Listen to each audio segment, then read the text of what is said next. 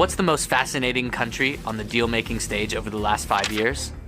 It's China. Why? Because they started spending an unprecedented amount of cash overseas, and now they are nowhere to be seen. In particular, the US has gotten very sensitive about the Chinese trying to buy its technology, and as a result, has taken steps to stop them from buying just about anything. According to President Trump, it's a matter of national security. Chinese deal-making in the US fell into the single-digit billions in 2018, and that's down from the tens of billions of dollars in the preceding years. This is part of what is driving the trade dispute between the two countries.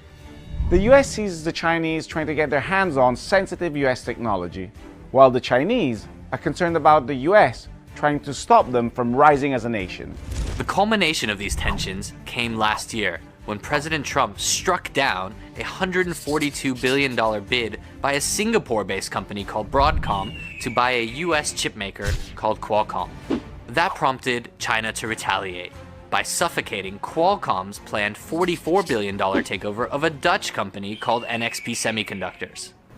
But it's important to know that the pushback against Chinese acquisitions is not limited to the US.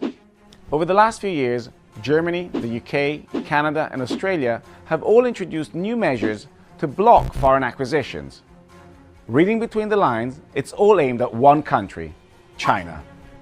It's not just President Trump.